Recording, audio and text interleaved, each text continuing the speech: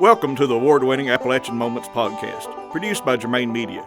My name is Mickey Pruitt, and I appreciate you stopping by to check us out. In every episode of Appalachian Moments, we journey back in time and talking about old Appalachia.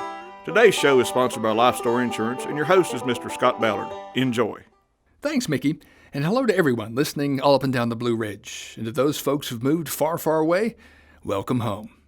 In today's podcast, we share memories of Arthel Doc Watson, from the people who knew him best, and from fans all over the world.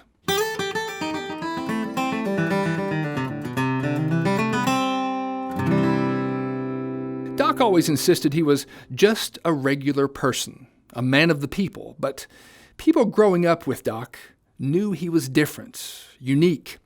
The sense was that if he wasn't going to be famous for his music, that he would be famous or noteworthy doing something else. According to one of Doc's brothers, he never wanted to be put on a pedestal. Doc said, "I want to talk to people when I'm on stage, just like I would talk to them in my living room. I want people to know me."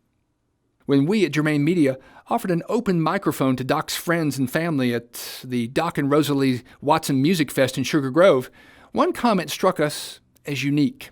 It was that people who knew Doc and lived in the high country of North Carolina really had no idea about the far-reaching impact that he had on musicians and fans all over the world.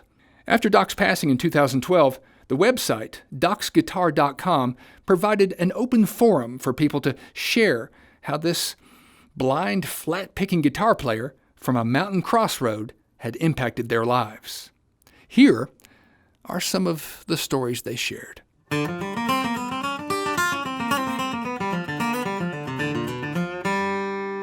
In late 1977, when I heard Doc's brilliant style for the first time, I decided to follow him into a new experience, playing the acoustic guitar.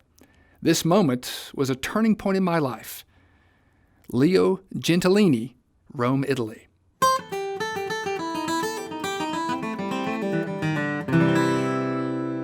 And this from Jim OLeary. I went to Appalachian State in the 1960s and 70s, and I remember sitting at the Boone Drug lunch counter when Doc and his wife would come in. The whole place would light up, and Doc would start telling stories and left us all gasping for breath from laughing so hard.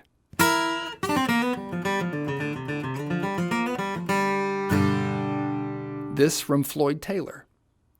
I was sitting in the front row of a small coffee house in West Philadelphia, and as we clapped to Doc's music, it became a contest. The faster he picked, the faster we clapped, and he never missed a note.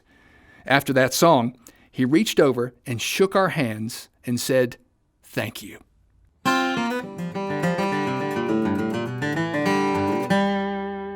This from K. Samuelson in Copenhagen. I found Doc in 2009 when I met my wife. She was a big fan. It literally changed my life and my taste in music, and I soon found that I could buy his music even here in Denmark.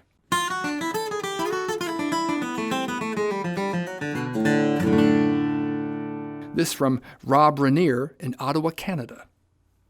The music of Doc Watson has been central to my life ever since I saw him and Merle on Austin City Limits in the late 1970s. I had the great pleasure of seeing him at Merle Fest in 2011. I will never forget him.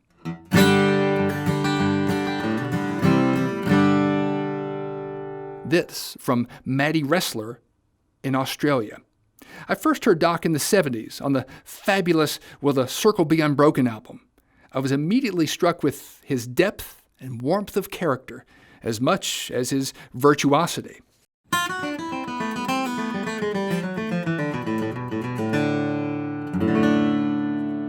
This from Roger Hurrell in Great Britain. I remember sitting a few feet away from Doc at a folk club in England in the 1960s. During the set, a string broke, and he said, "Dang me, I got a wire gone. Better tell you a story." He kept us enthralled while he was changing his string, brought it up to pitch, and then carried on as if nothing had happened.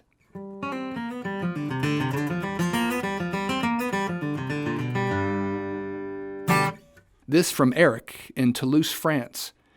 I heard Doc in Merle in France once and almost wanted to give my guitar away after that, but yet it's here.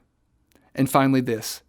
My 10-year-old son picked up the guitar and insisted on learning to flat pick like Doc because he had been inspired by the Doc Watson tunes regularly flowing in our home and car.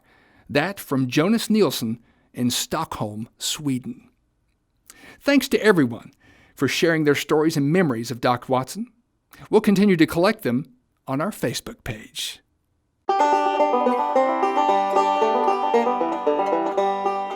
That wraps up another episode of Appalachian Moments, produced by Germain Media.